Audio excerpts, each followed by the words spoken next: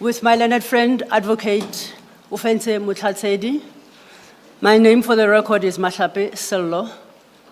And our job today is to present the evidence of General Mkhwanazi.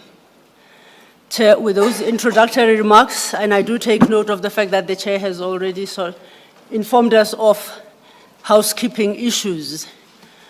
I think General Mkhwanazi is ready to commence with his testimony, and for that purpose, may I request that he be duly sworn in.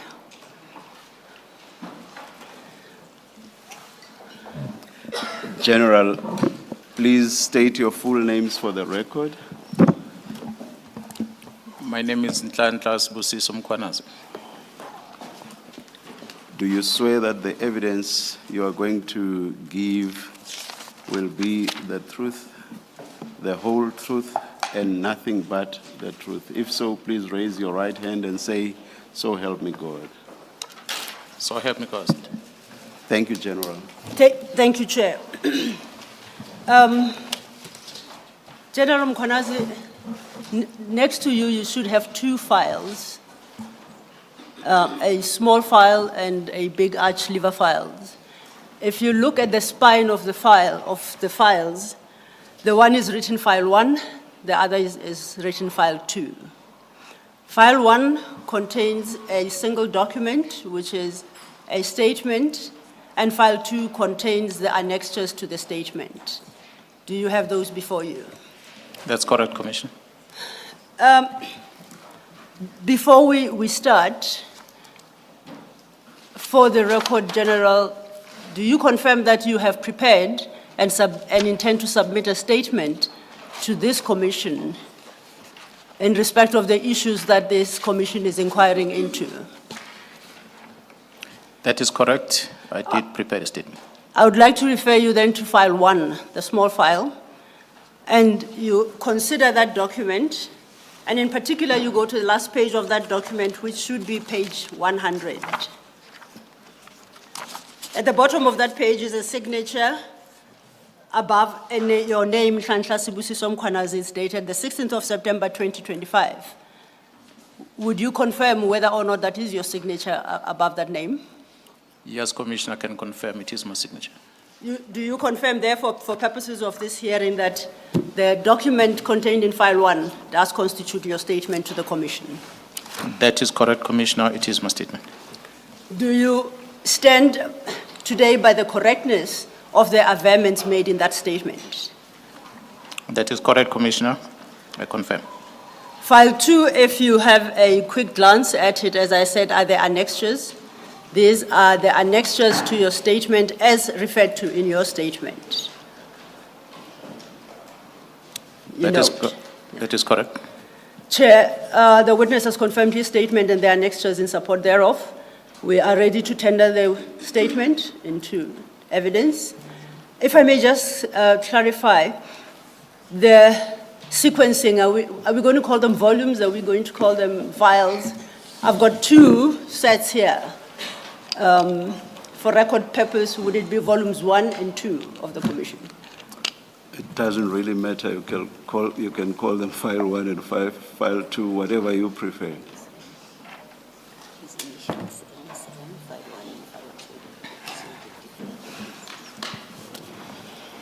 Okay. Or for them, yeah, you may use the general's initials and some Mkhwanazi. But the annexures themselves, let's see what do they, MK, they use, the annexures use MK. Let's call them MK1 and MK1. Yes. 2, but you use numbers even for the annexures. Maybe may I propose we name them MK1? It constitutes of 2 files, yeah. File 1 and file 2. Yeah. Yes. Yeah. Thank you, Chair. Yeah. Okay. Such a small matter, but cracking our heads. It might not seem to matter at the moment, but by the time the 7th witness appears, yes, then we have sort of lost track. Thank you. General Mkhwanazi, I know you'll be touching on these issues later on, but I suppose at the start of this hearing to perhaps address some protocol issues. Your position within the South African Police Services is that of Lieutenant General, correct? That is correct. Would it be appropriate to refer to you as General Mkhwanazi, or are we required to use your full title of Lieutenant General? In terms of the police regulation, as we address, we call it general. So you are welcome to address me as general. Thank you, General. Then if I may invite you to page 5 of file 1, which is page 5 for your statement.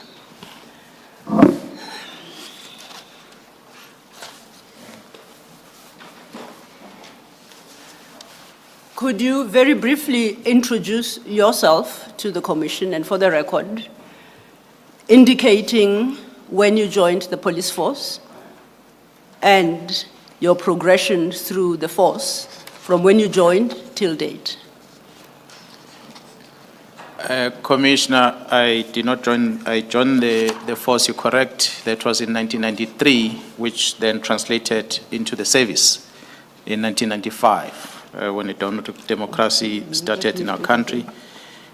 I joined the service in 1993, June, when I underwent training at the police college in Pretoria.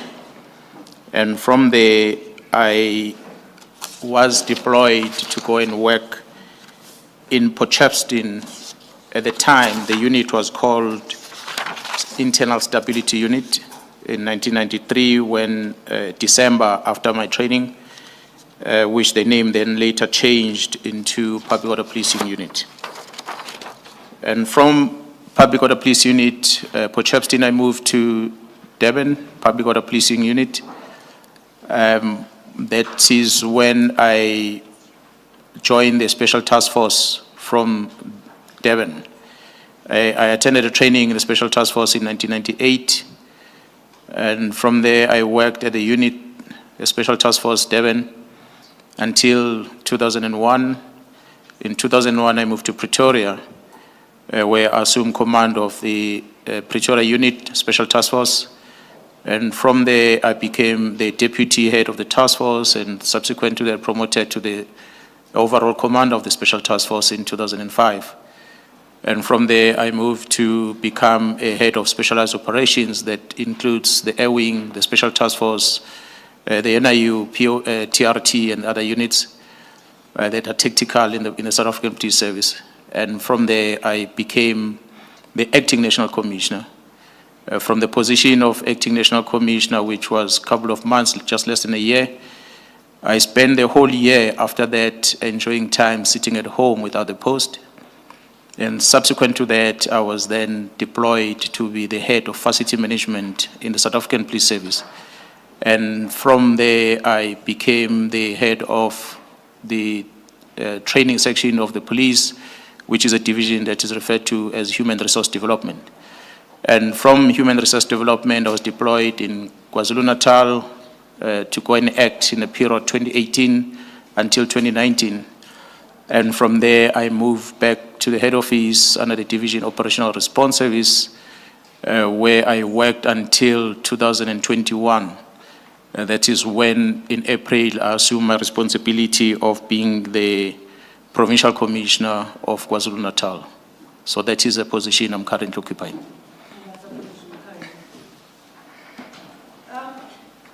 May I refer you to file 2? And in particular, I'd like to draw your attention.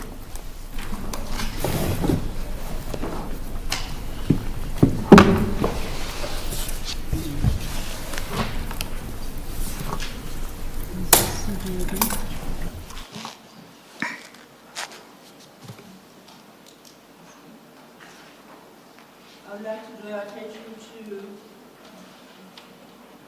Annexure MK3 that appears in file 2 from page 13.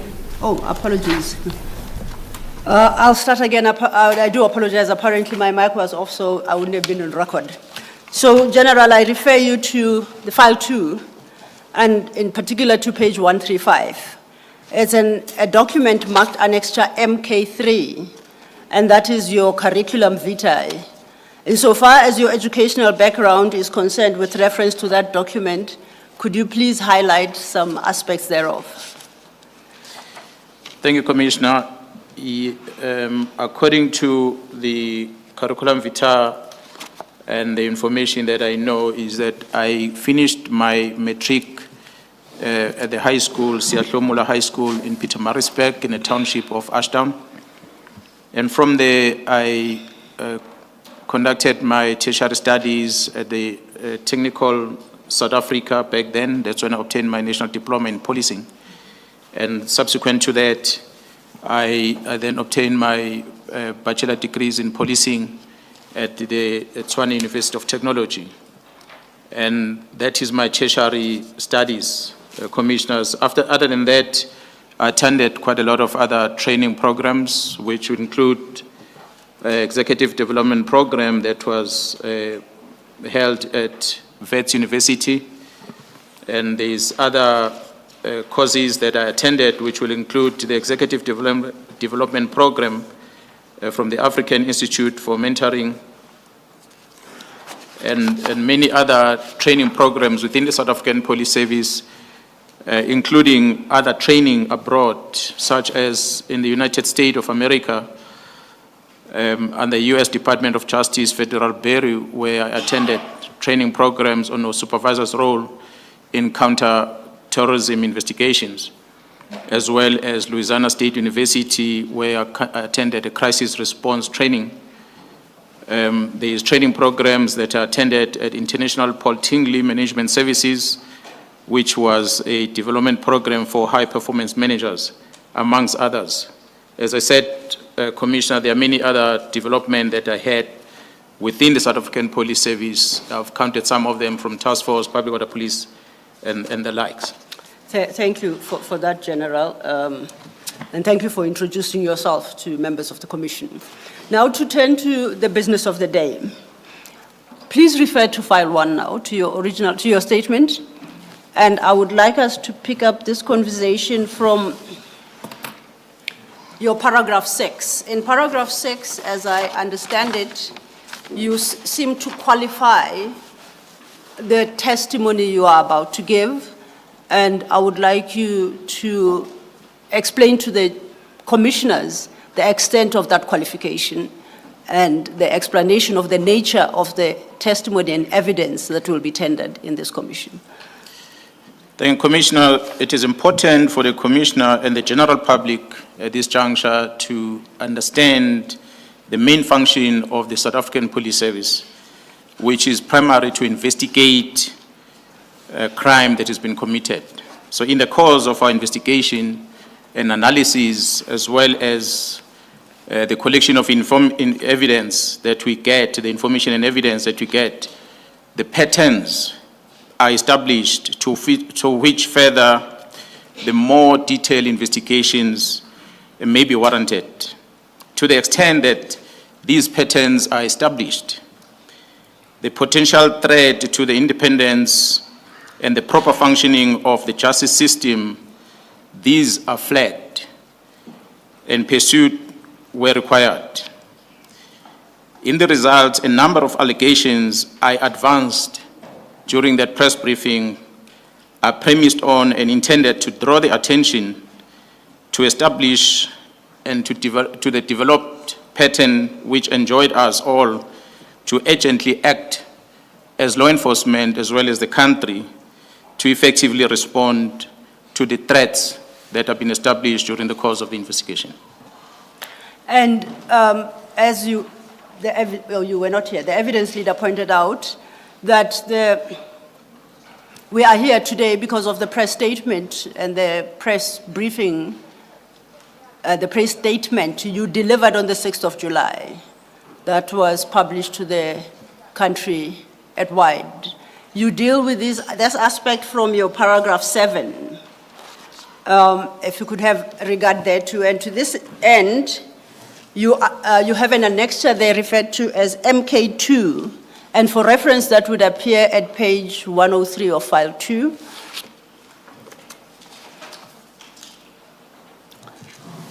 And at 104, my apologies, 103, yes, the actual document starts at 104.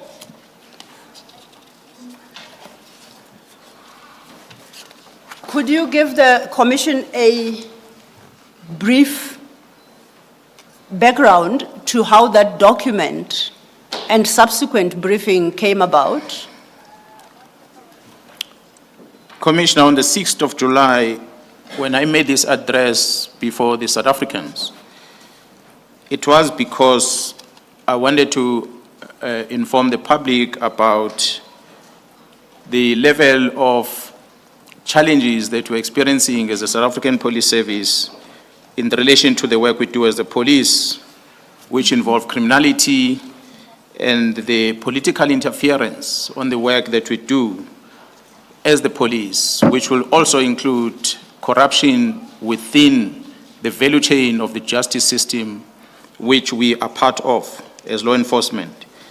That's why the presentation that is attached here will be used as a reference, which is marked. I'm not going to refer to all of them, but by and large, commissioners, that was to brief the nation, to understand what challenges are we facing as a South African police service. Are you the sole author of the content of that document? Or do you have other people, persons that participate in the creation of that document and the information contained therein? I must indicate, Commissioner, that this briefing which I made on the 6th of July, it is a product of the collective and collaborative efforts of various units within the South African Police Service. The majority of men and women in blue in this service who were responsible for, together with myself, in compiling this document. It is therefore a reflection of the common concerns that we share as colleagues in different ranks within the service, which made us to have a common desire for these problems to be resolved, and in order to enable these members of the service to be able to serve with honor and dignity. You make what I consider to be an important point at paragraph 11 that I think you should share with the Commission, which would seem to speak to a risk in the absence of positive action. What is that risk? What is the fear and what is the risk? Commissioner, on this paragraph level, it has been my aim that I want to demonstrate that the criminal justice system has been subject to a continuous threat, as well as sabotage, which has been with us over an extended period, to a point where we believe it is at real risk of a total collapse if nothing is done. Therefore, an urgent and effective interventions are required in order to avert this outcome. And I believe this commission will stand to play a very important role in order to help us to prevent this total collapse of the justice system in our country. Your statement in that part concludes with a personal message. Would you like to deliver it at paragraph 12? Yes, that's correct, Commissioner. As we had appeared before the South Africans on the 6th of July, I must first thank the media in South Africa for affording us an opportunity to be able to share our challenges with the public, which then, as a result, it helped the state president to establish this commission following that press briefing, which we also appreciate, as this commission is going to help us to deal with the challenges that we are facing as we execute our duties. And lastly, I want to thank the general public for having received our message very well. And I'm sure what we're going to talk about is not necessarily everything that the public are experiencing out there in terms of the experience they have as they interact with the justice system, but it is mainly to address those that we were speaking about on the 6th of July. Thank you. I would like to draw attention then to paragraphs 13 and 14, which set out the scope of your statement and the testimony you are about to give. Can you briefly speak to that scope of your evidence? Commissioner, the main address that we put on this statement will focus in the main on what has been much talked about, which is the KwaZulu-Natal political killings task team.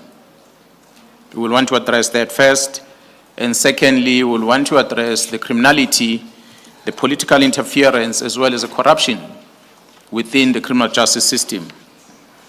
It shall become evident that significant overlaps and intersection between the two broad topics, and a distinction between the two may not always be possible to draw. I will, however, address the issue of KwaZulu-Natal political killings task team first, and separately before I delve into matters of the political interference, the corruption and criminality that we experience within our criminal justice system. In the context then of the focus of your statement, the next chapter you deal with substructural overview and organogram. You set out a background to the establishment of the SAPS, the legislative framework that governs the SAPS. And I would like us to work through that part of your statement in brief. We don't have to read everything. So you start at paragraph 20 with the establishment of SAPS. Any aspect you'd like to highlight in that regard? Yeah, well, Commissioner, in the main, as the general public will know, that Section 199 of the Constitution establishes all the security agencies that we have in the country, which include the South African Police Service, the Defence Force, as well as the intelligence. And all these services are structured and regulated in terms of national legislations, which in case of the South African Police Service, it will be the South African Police Service Act. And the SAPS members must always act in accordance with the Constitution and the law.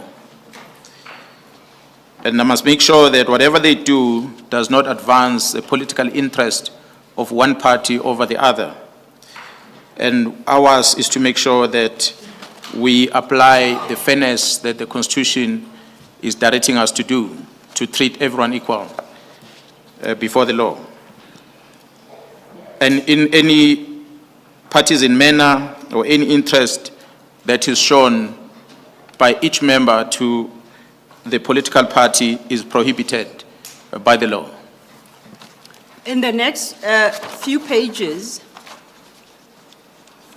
you summarize the SAPS mandate in terms of the Constitution, in terms of the Act, and you make reference to the regulations. Now, insofar as the Constitution is concerned, what would you like to highlight for purposes of the Commission, insofar as the role players, as determined by Section 206, are concerned, the Minister, the National Commissioner, and the Provincial Commissioner? Commissioner, in the main, will draw attention to Section 205 of the Constitution, which outlines what are the primary responsibility of the South African Police Service, which will include the prevention, combating, investigation of crime, protection of the property and the citizen of this republic or the inhabitants of the republic, which also includes the maintenance of public order and to uphold the law as the South African Police Service. That is what the Constitution tells us to do. But the same Constitution, under different sections, Section 206 of the Constitution outlines the responsibility of the Minister of Police, which is that of a policy development. The Constitution says the Minister will develop the policy in consultation with the provincial executive or provincial government. And their needs in different provinces must be taken into account when the Minister develops this policy. And the the same constitution gives powers to each province to monitor police conduct and the police performance. And that is done through the executive, as each province has an assigned individual which is responsible for overseeing the work that the police are doing. In the same constitution, Commissioner, other than 206 that talks about the executive authorities at national level as well as provincial level in terms of the ministers and MECs, in some provinces we have premiers that are overseeing that role, those that do not have MECs. But the constitution under section 207, it speaks about the appointment of a man or a woman to be the National Commissioner of the South African Police Service, who is appointed by the President of the Republic. And this individual is given the responsibility to exercise control and to manage the South African Police Service.